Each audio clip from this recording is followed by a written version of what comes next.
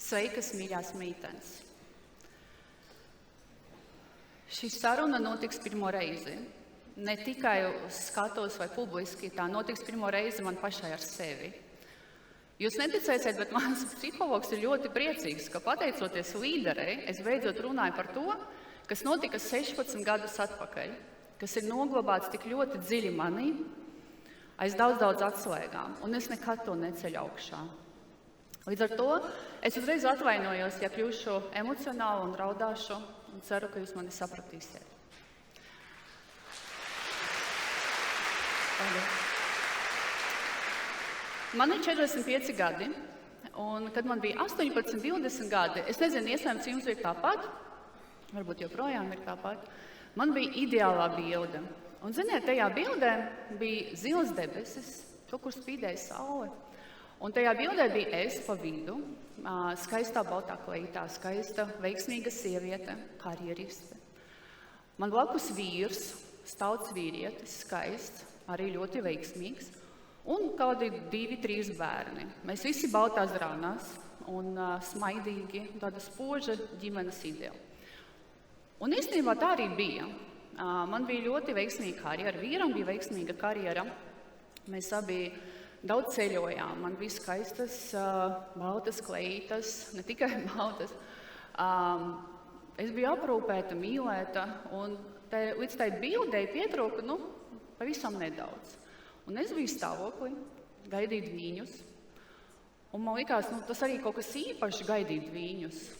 Un man likās, tūlīt, un tā bilde, viņa kļūs ideāla. Līdz vienā naktī notika kaut kas, kas mainīja mūsu dzīvi pilnībā un uz visu mūžu. Es biju stāvoklī, bija 28. nedēļa, un naktī, kad es gulēju, man meita Marta, viens no dvīņām viņa griezās un saplēsa maisiņu, un man nogāja ūdeņi. Es nezinu, kas notika pēc tam. Tas bija kaut kāds hauss, tā bija ātrā palīdzība, slimnīca, galvenā ārsta izsauca naktī, un, ziniet, tāda panika, visi kaut ko runā, sačukstās, šupo galvas, visi baidās man kaut ko teikt. Un tad atnāk galvenais ārsts un pasaka, tu jau saproti, ka mēs darām visu, ko varam, bez garantijas, bet ļoti liela varbūtība, ka tev piedzims tādi kaķīši. Man piedzima dvīņi, meita Marta un dēls Gustavs. Marta tika atzīta par stiprāko bērnu, Gustavs bišķiņ vēl cīnījās, un kad bērni piedzimst tik agrā termiņā, viņiem liek elpošanas trubiņas. Tā notiek ar visiem bērniem, es domāju, visur pasaulē. Martas trubiņa bija inficēta ar sepsi. Tas bija slimnīcas sepsis.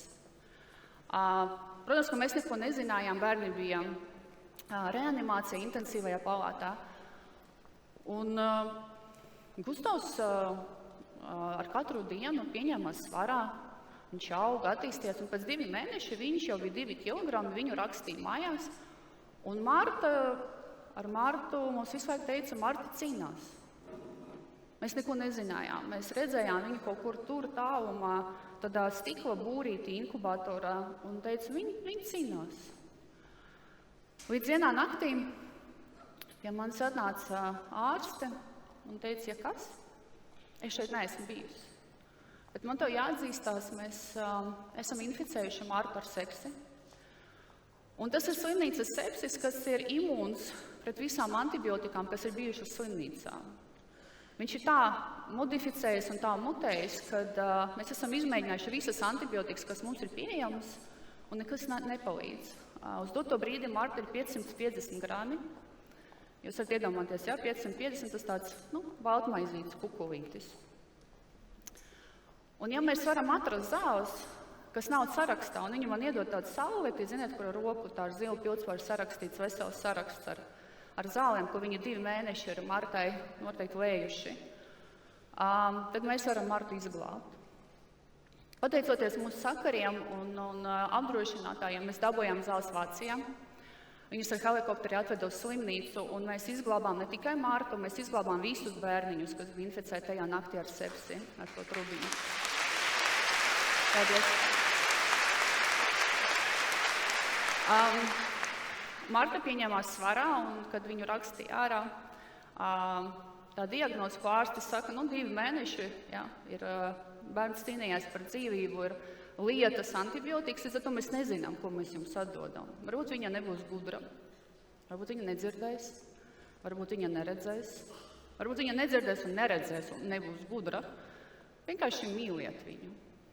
Un Artas gadījumā tā bija redze, jo jūs zināt, ka slimnīcā, ne slimnīcā, vispār pēdējās nedēļās bērniņam attīstās acis, un tā kā Marta cīnījās par dzīvību, tad aciņas viņai neattīstījās.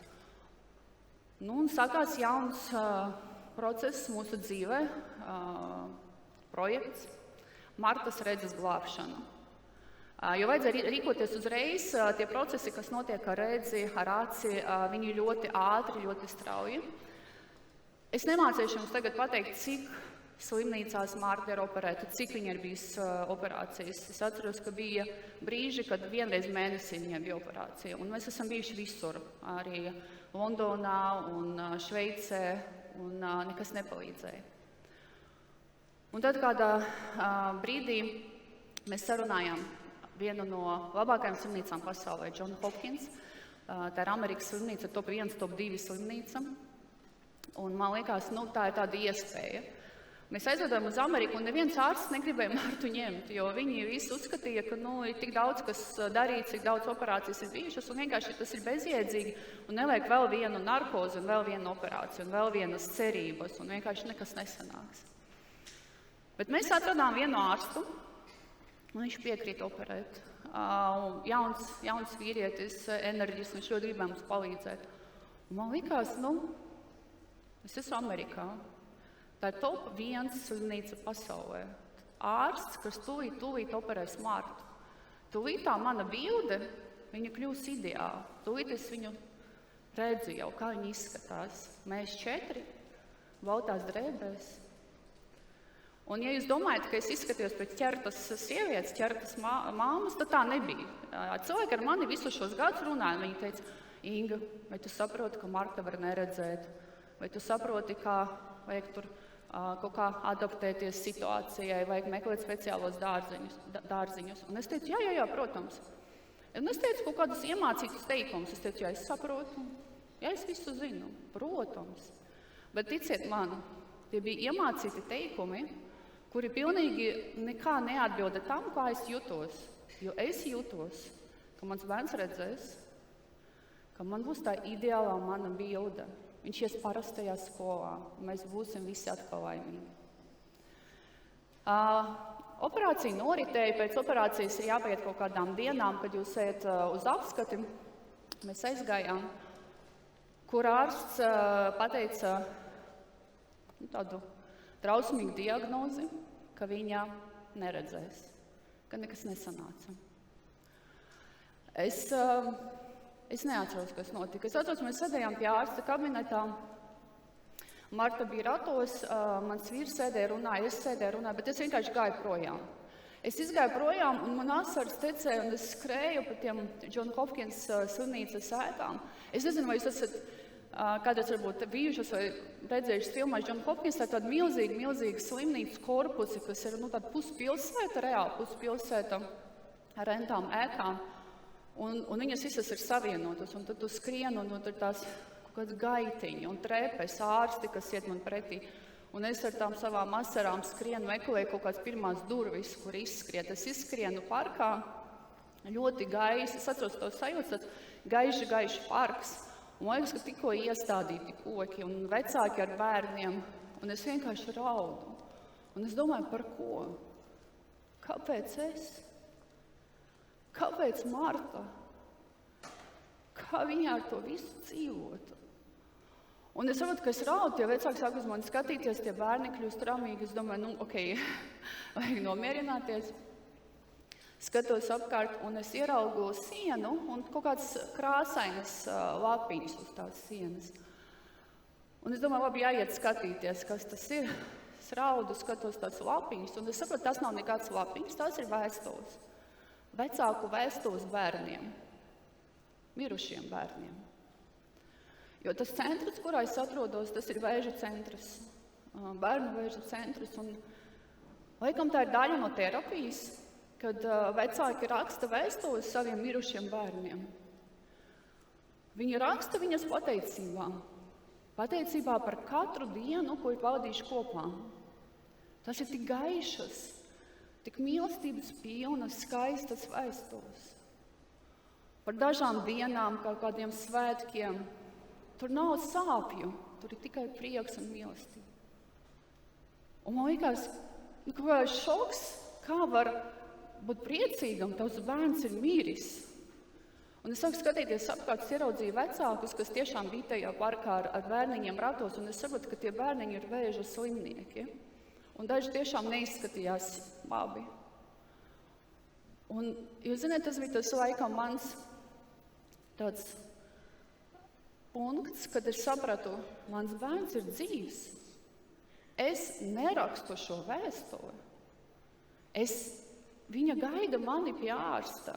Viņa ratos, viņa smaida, viņa spēlējas. Ko es šeit daru?